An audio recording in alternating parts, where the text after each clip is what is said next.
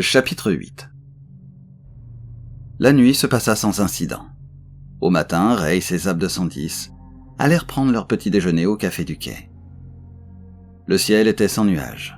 La lumière fumeuse du soleil plaquait des ombres noires derrière les hautes maisons et miroitait sur l'eau. La jeune fille paraissait moins sombre que d'habitude. C'était avec intérêt qu'elle observait les porteurs, les camelots, les marins et les étrangers. « Que penses-tu du Gyan maintenant ?» lui demanda Race. Aussitôt elle retrouva sa gravité. « Les gens ne se conduisent pas du tout comme je m'y attendais. Ils ne courent pas dans tous les sens. Le soleil n'a pas l'air de les rendre fous. Bien sûr... » Elle hésita. « Ils ont très souvent un comportement malséant, mais personne n'a l'air de s'en offusquer. Je suis stupéfaite par la façon dont les filles s'habillent. Elles sont d'une effronterie, comme si elles voulaient attirer l'attention. Et là encore, personne n'est scandalisé. » « C'est tout le contraire. »« Jamais je ne pourrais me conduire de cette façon. » répliqua-t-elle d'un air pincé. « Tiens, cette fille qui s'approche, regarde comme elle marche. Pourquoi a-t-elle cette attitude ?»« C'est dans sa nature, et elle veut aussi que les hommes la remarquent. Ce sont là des instincts que le dico a supprimés chez toi. » Elle protesta avec une véhémence inusitée.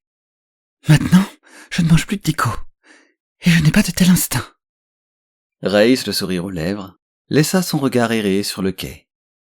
La fille sur laquelle Zab 210 avait attiré son attention ralentit le pas, lissa la ceinture orange qui marquait sa taille, sourit au terrien, regarda Zab 210 avec curiosité et s'éloigna d'une allure nonchalante. Zab 210 lorgna du côté de Race, ouvrit la bouche et la referma aussitôt, avant de finir par lâcher. « Je ne comprends pas les Gyan. Je ne te comprends pas. Tu viens de sourire à cette horrible fille. Jamais tu ne... » Elle laissa sa phrase en suspens et enchaîna en baissant le ton. « Je suppose que tu rends ton instinct responsable de ta conduite. » L'irritation gagnait Race. « Je crois le moment venu de t'expliquer les réalités de la vie. Les instincts font partie de notre bagage biologique. Et il faut se faire une raison. Les hommes et les femmes sont différents. » Et il poursuivit en lui expliquant le mécanisme de la reproduction. Elle l'écoutait, très raide, les yeux fixés sur les eaux du port.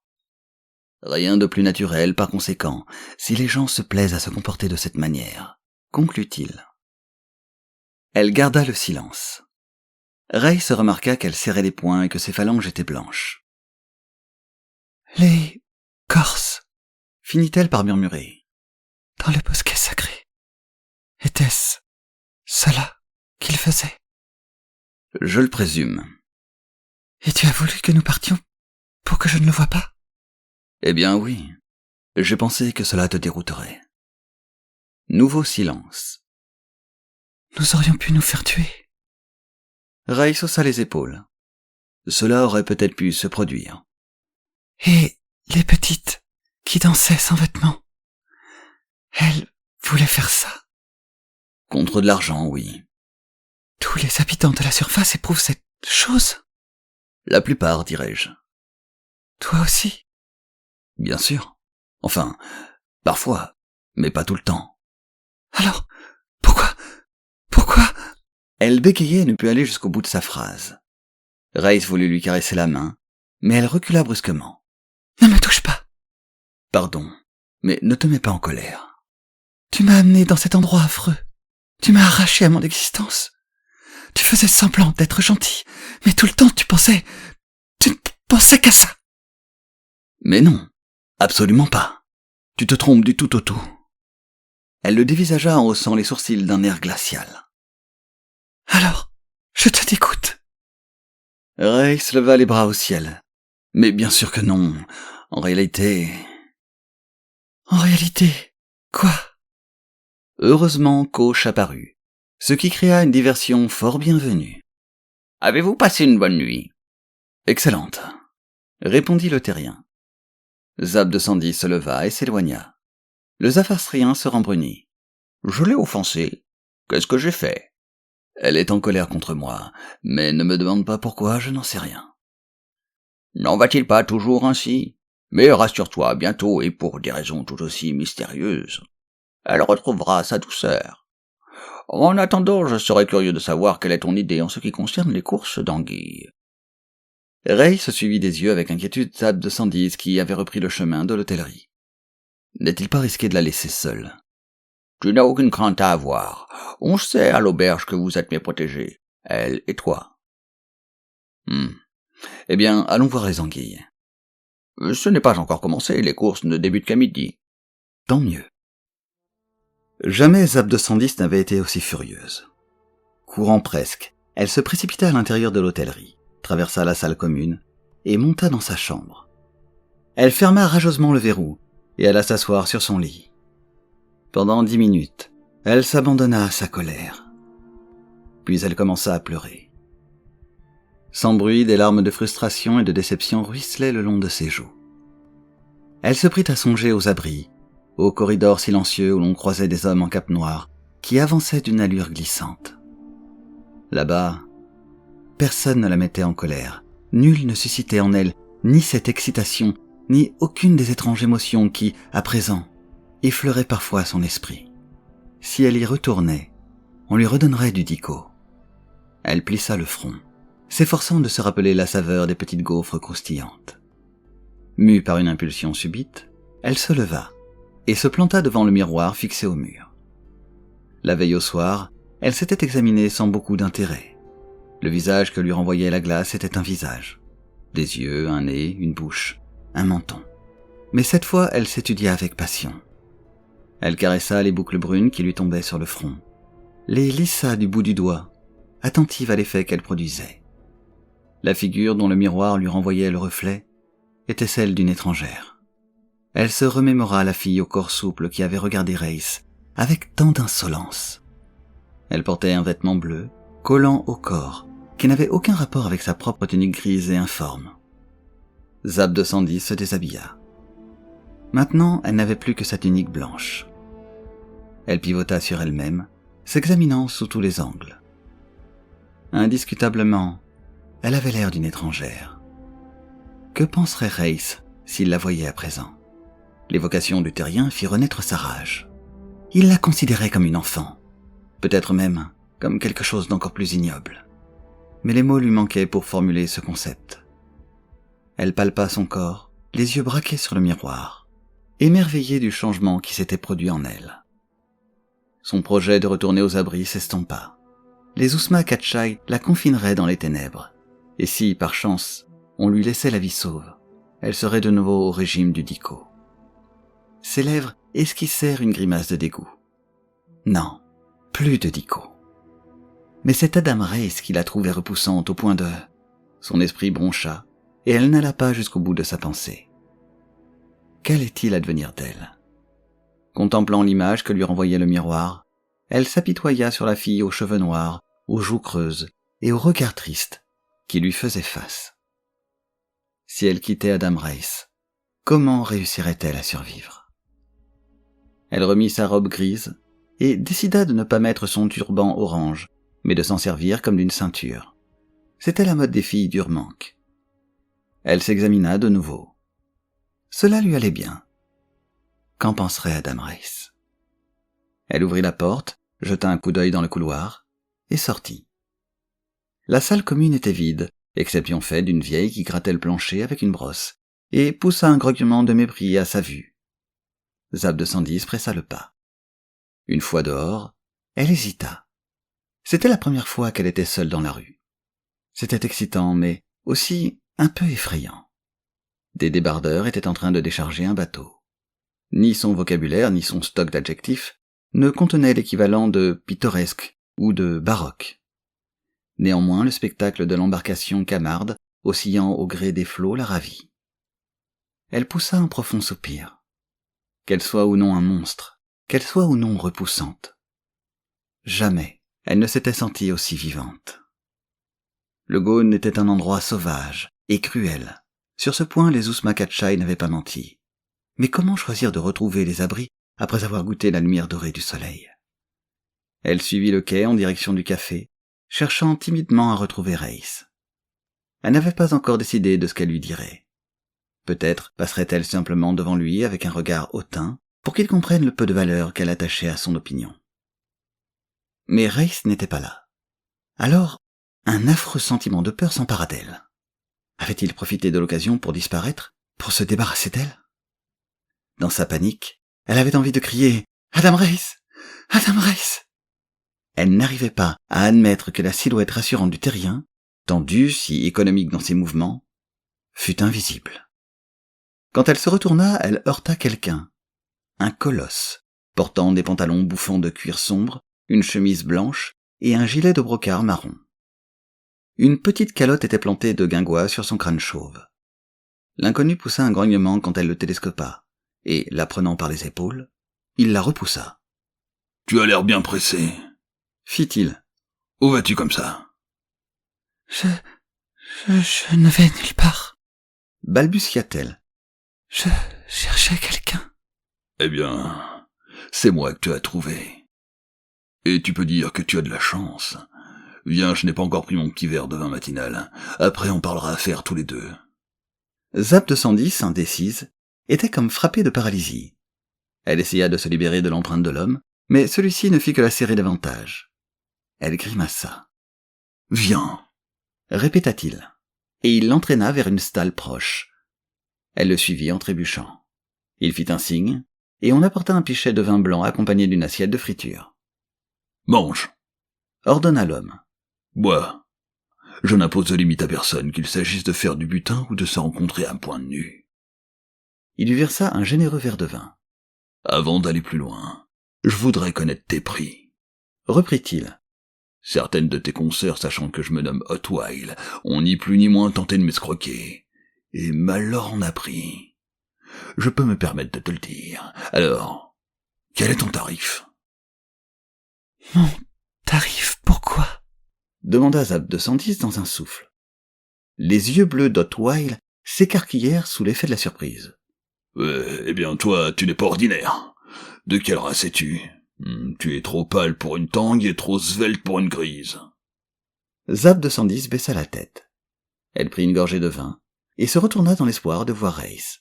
« Mais c'est qu'elle est timide !» s'écria Hotwile. « Et d'une délicatesse !» Il se mit à bâfrer. La jeune fille fit mine de se lever. « Assieds-toi !» lui ordonna-t-il d'une voix tranchante. Et elle se hâta d'obéir. « Bois !» Elle but. Jamais elle n'avait goûté quelque chose d'aussi fort. « Voilà qui est mieux !» déclara Hotwile. « Maintenant, on se comprend tous les deux. » « Non, » protesta Zap 210 d'une voix faible. « Il n'y a pas de compréhension entre nous. Mon désir n'est pas d'être là. Que veux-tu de moi ?» De nouveau, le colosse lui décocha un regard incrédule. « Tu ne sais pas ?»« Non, bien sûr, à moins que tu ne penses à ça. » L'autre s'esclaffa.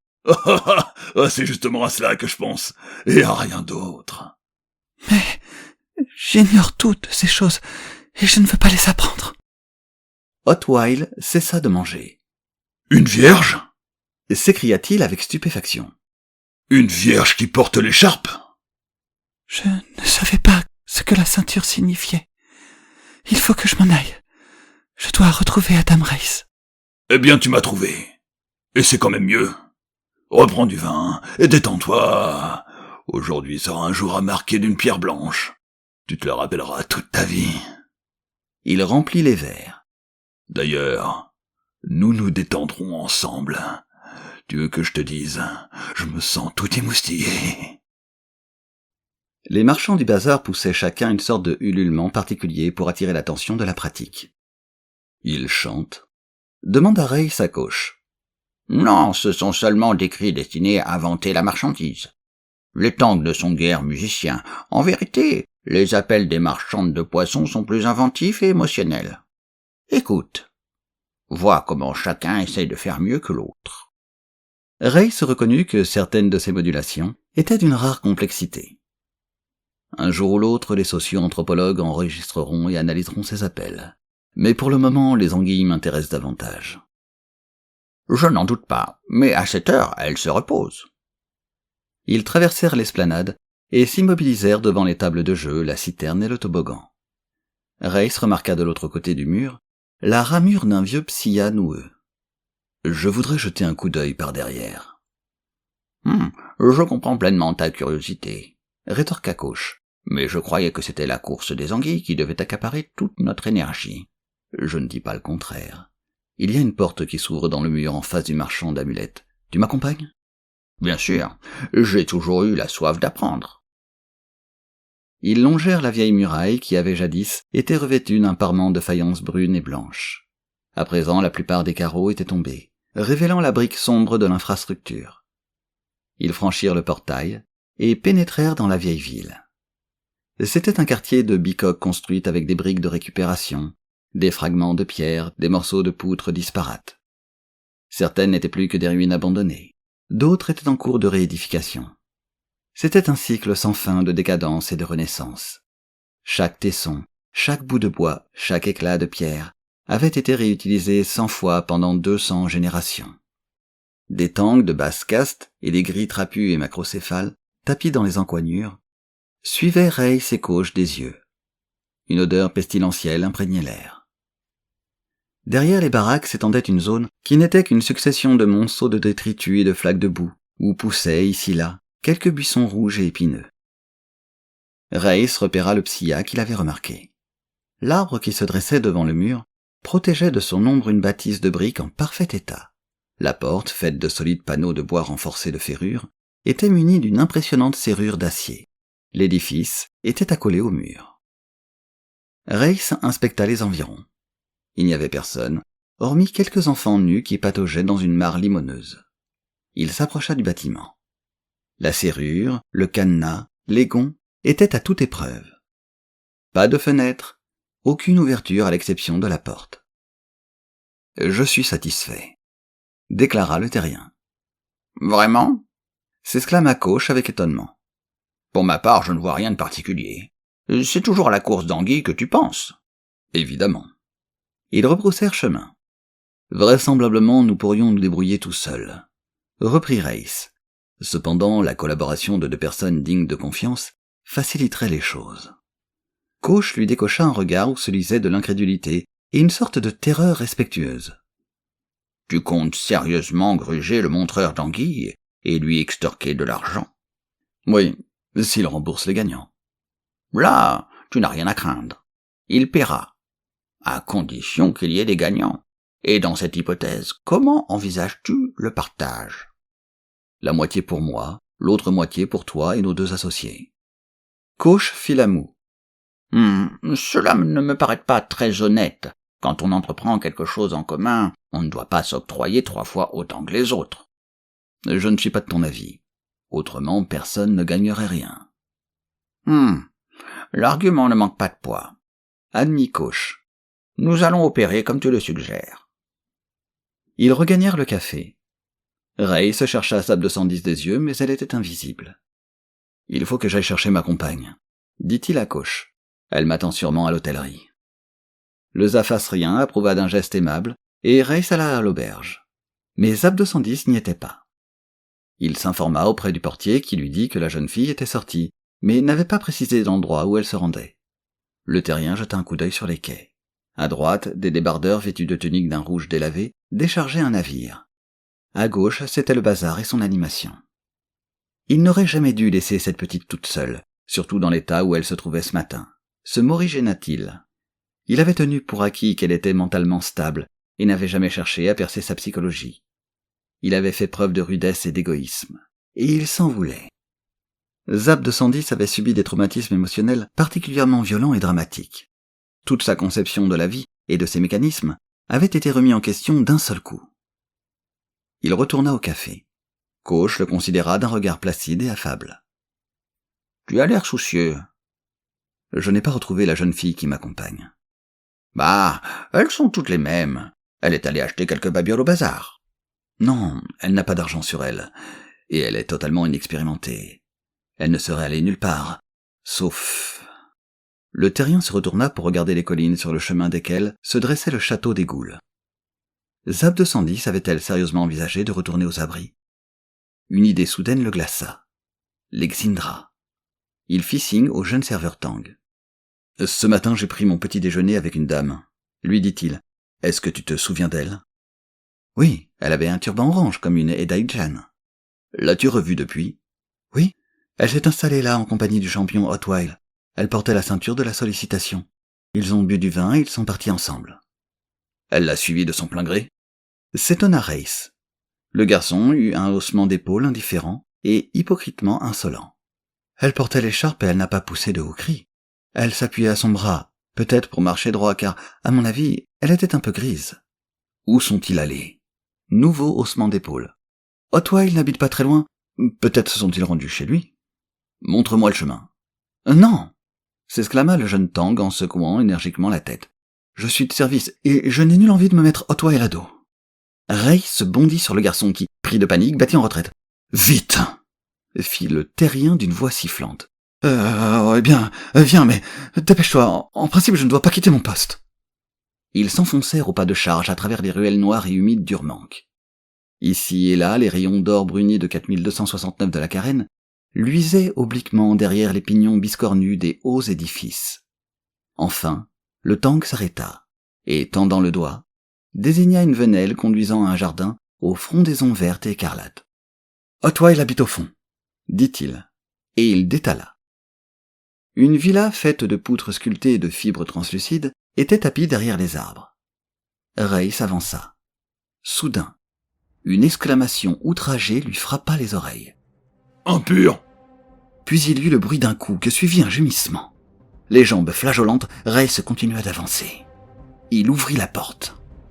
Zab 210, nu, et le regard vitreux, était affalé par terre. Hotwile la dominait de toute sa taille. La jeune fille se tourna vers le terrien. L'une de ses joues était marquée de rouge. « Qui es-tu pour faire ainsi intrusion chez moi ?» demanda Hotwile à voix basse, visiblement outragé.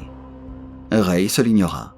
Il ramassa la tunique de Zab 210, qui n'était plus qu'un chiffon lacéré, puis se retourna pour regarder Hotwile. « Viens, Adam Reiss !»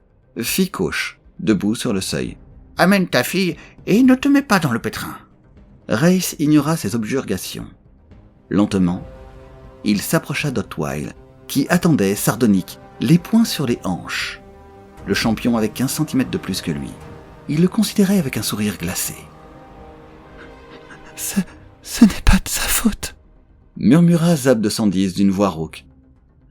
Je portais l'écharpe orange. Je ne savais pas. » Sans hâte, Reiss se retourna. Apercevant la robe grise de la jeune fille, il la lui passa. Hotwile était visiblement dans tous ses états. Le terrien eut toutes les peines du monde à refouler le cri d'affliction, de pitié et de joie sinistre qui lui montait à la gorge. Il prit Zab 210 par la taille et la poussa vers la porte. Hotwile n'était pas content. Il s'était attendu à quelque chose, une gifle, un mouvement, voire une simple parole qui aurait été pour lui le prétexte à défouler ses muscles. Ainsi donc, le plaisir de tomber à bras raccourcis sur l'intrus qui avait violé son domicile lui était refusé. La fureur qui bouillonnait en lui éclata. Il bondit et lança sa jambe en avant. Cette attaque réjouit Reiss. Il empoigna le pied d'Hotwile, exerça une torsion suivie d'une traction et balança le champion, sautillant à cloche-pied dans le jardin. Hotwile s'effondra au milieu d'un bouquet de bambous écarlate. Mais il rebondit, comme un léopard. Immobile, les bras écartés, grimaçant hideusement, il serrait et desserrait les poings. Reiss le frappa en pleine face, mais l'autre ne parut pas s'en apercevoir. Il chargea. Reiss recula, martelant les épais poignets de son adversaire qui finit par l'acculer contre le mur. Le terrien feinta, lança un crochet du gauche et s'égratigna les phalanges sur le menton d'Hotwile. Celui-ci fit deux bonds, poussa un atroce hurlement enroué et expédia une méchante manchette à son adversaire. Adam Reiss se plia en deux pour esquiver, frappa le colosse en pleine tripe, et quand Hotwile leva le genou, il empoigna sa jambe, le souleva et le lutteur s'étala avec un bruit sourd. Il resta étendu sur le dos un moment, complètement étourdi, puis se mit péniblement sur son séant. Reiss ne lui accorda qu'un seul coup d'œil. Il entraîna Zab 210 hors du jardin. Bien poliment, Koch s'inclina devant le vaincu et suivit le couple. Reiss reconduisit Zab 210 à l'hôtel. Elle s'assit sur son lit, serrant sa robe grise sur son corps. Elle était toute molle et avait l'air misérable. Le terrien prit place à côté d'elle. Que t'est-il arrivé? Les larmes ruisselaient sur les joues de la jeune fille. Elle se cacha la figure dans les mains. Race lui caressa les cheveux. Elle s'essuya les yeux. Je ne sais pas ce que j'ai fait de mal. À moins que ce ne soit l'écharpe. Il m'a fait boire du vin. La tête me tournait. Il m'a entraîné. Nous avons suivi des rues. J'étais toute drôle. Je pouvais à peine marcher. Nous sommes arrivés chez lui. J'ai refusé de me déshabiller. Et il s'est mis en colère. Et puis, il m'a vu et sa colère a redoublé. Il a dit que j'étais impure. Je ne sais pas ce que j'ai. Je suis malade. Je vais mourir. Mais non, tu n'es pas malade. Et tu ne vas pas mourir. Ton corps s'est enfin mis à fonctionner normalement. Tout va bien. Je ne suis pas impure. Bien sûr que non. Race se leva. Je vais dire à une servante de venir s'occuper de toi. Repose-toi tranquillement et dors jusqu'à mon retour. J'espère que lorsque je te rejoindrai, j'aurai suffisamment d'argent pour que nous puissions prendre un passage à bord d'un bateau. Elle acquiesça à l'air apathique, et Race la quitta. Koch était au café en compagnie de 2 jeunes Afariens qui étaient venus à Urmanque dans le second chariot. Il fit les présentations. Voici Chazar, et voici Widish. Tous deux sont considérés comme des gens compétents. Je ne doute pas qu'ils donneront satisfaction dans les limites du raisonnable. Eh bien, au travail. Fit Raïs. Nous n'avons pas de temps à perdre, si vous voulez mon avis. Tout en suivant le quai, le terrien exposa sa théorie à ses compagnons. À présent, nous allons la mettre à l'épreuve. Cela étant dit, il se peut que je me trompe, et en ce cas, nous ferons chou blanc. Non, Fit Koch. tu as employé un extraordinaire processus mental pour étayer une hypothèse qui me paraît maintenant être une vérité limpide. Ce processus a un nom. Cela s'appelle la logique. On ne peut malheureusement pas toujours s'y fier. Mais nous verrons bien. Plusieurs personnes étaient déjà assises sur des bancs devant la baraque du montreur d'anguilles, attendant l'ouverture. Ray se pressa le pas. Il franchit le portail, traversa le sordide quartier de la vieille ville, et se dirigea vers la bâtisse qui se dressait à l'ombre du Psylla. Le groupe fit halte à une 50aine de mètres et se dissimula dans une cabane délabrée. 10 minutes s'écoulèrent. Race commençait à s'impatienter. Sommes-nous arrivés trop tard? Ce n'est pas possible. Je vois venir 2 hommes. Laissa tomber le jeune Chazar, en tendant la main vers la muraille. Les 2 hommes en question s'approchèrent. L'un d'eux était vêtu de la blanche tunique flottante et coiffé du chapeau blanc des sages de l'île d'Erz. « C'est le montreur d'anguilles !» souffla Koch. L'autre, plus jeune, avait une culotte rose et une cape de la même couleur. Tous 2 avançaient d'un pas nonchalant et plein d'assurance. Ils se séparèrent à quelque distance de la bâtisse. Le montreur d'anguilles franchit le portail et disparut. « Le plus simple serait d'attirer ce vieux charlatan dans une embuscade et de le soulager de sa bourse. » suggéra Widish. « Après tout, le résultat serait le même. » Malheureusement, répliqua Koch, il n'a pas un seul sequin sur lui et il le proclame à corps et à cri. Les fonds sont convoyés chaque jour à sa baraque par 4 esclaves armés sous la surveillance de sa première épouse. Le jeune homme en rose avait atteint la bâtisse. Il inséra une clé dans la serrure, fit 3 tours, et la lourde porte s'ouvrit. Il entra. Il se retourna estomaqué en constatant que Race et Chazar l'avaient suivi. Il commença par vouloir jouer les fanfarons. « Qu'est-ce que cela veut dire ?»« Écoute-moi bien, » répondit Race. « Je ne te le répéterai pas 2 fois. Nous avons besoin de ta collaboration pleine et entière. Sinon, nous te pendrons par les pieds à ce Psylla. C'est bien clair. » Je comprends parfaitement, fit le jeune homme d'une voix chevrotante. Explique-nous la technique. Comme il hésitait, le terrien fit signe à Chazar qui exhiba un rouleau de corde, et le jeune homme en rose se hâta d'obtempérer. C'est un peu plus simple. Je me déshabille et je m'installe dans la citerne. Il indiqua un récipient cylindrique d'1,80 m de diamètre, installé au fond du hangar. Il y a un tuyau qui communique avec le réservoir.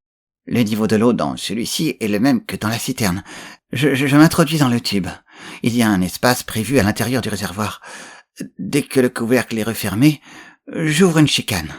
Je me glisse alors dans le réservoir et j'introduis l'anguille qui m'est spécifiée dans le toboggan.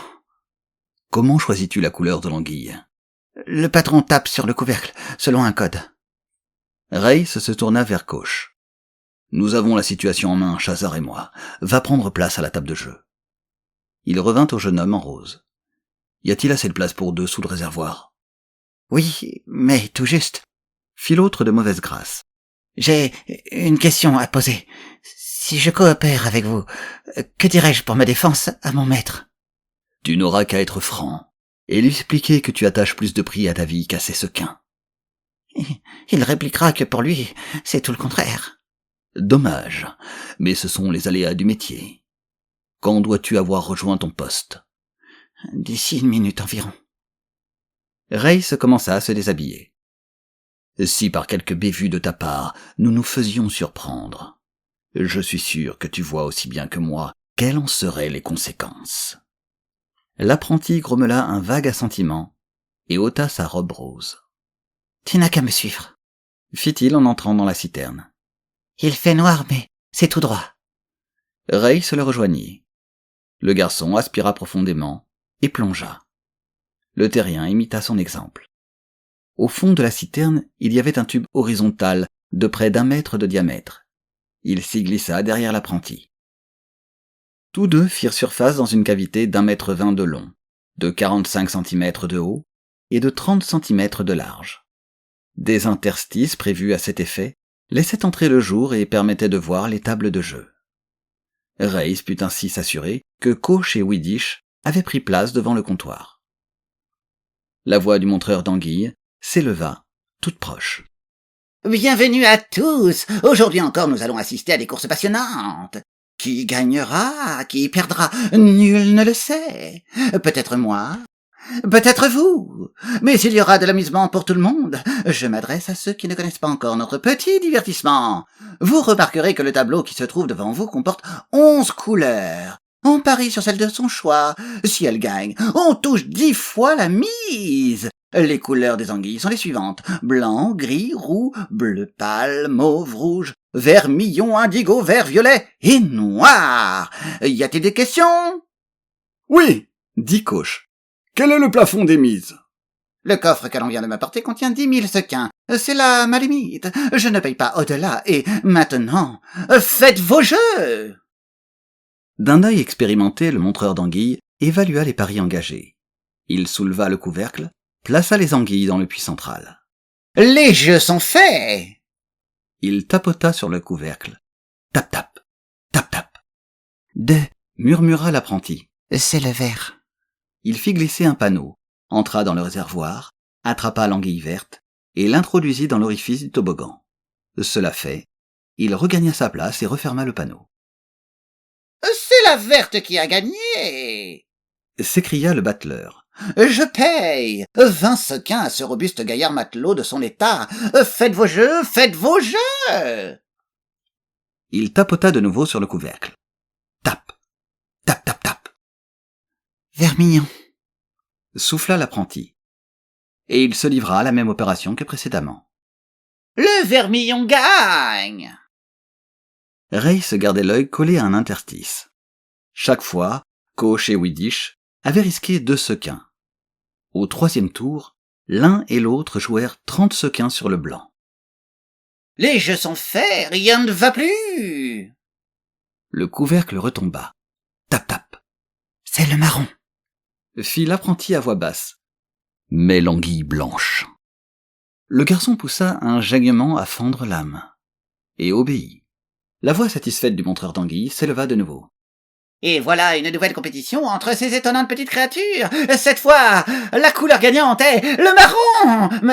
Marron, blanc. Et oui, c'est le blanc. Ah là là là là là. En vieillissant, je deviens aveugle aux couleurs. Quelle misère pour un pauvre vieillard. Nous avons 2 gagnants. 300 sequins pour toi et 300 sequins pour toi. Empochez vos gains, messieurs. Quoi? Vous remettez tous les 2 en jeu ce que vous avez gagné? Et oui, il me semble que la chance nous sourit aujourd'hui. Et vous misez tous les deux sur le rouge. Oui, regarde ce vol d'oiseau couleur de sang, c'est un présage.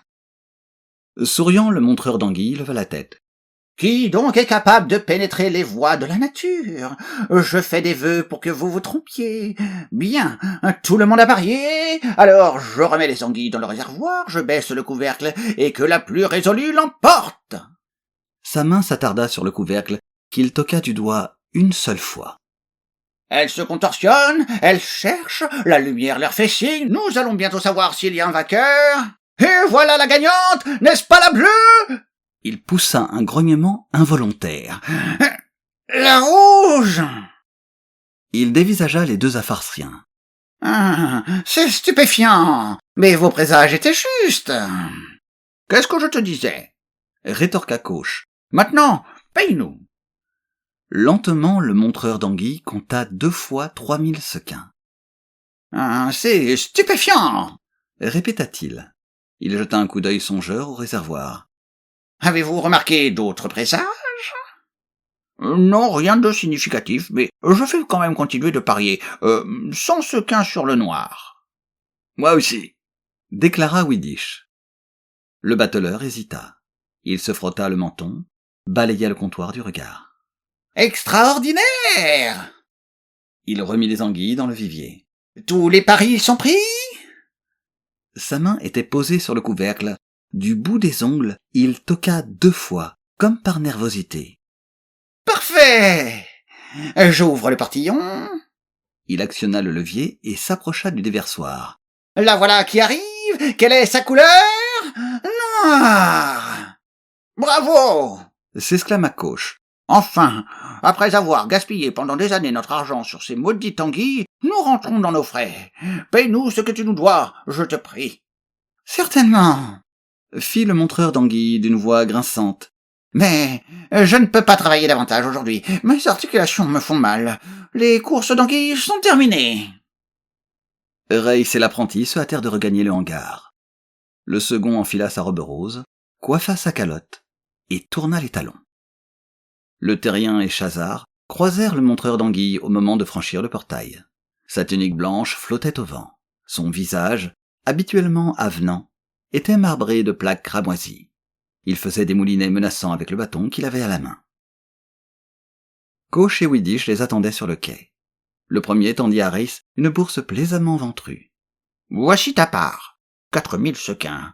On peut dire que cette journée a été édifiante. » Nous avons fait du bon travail.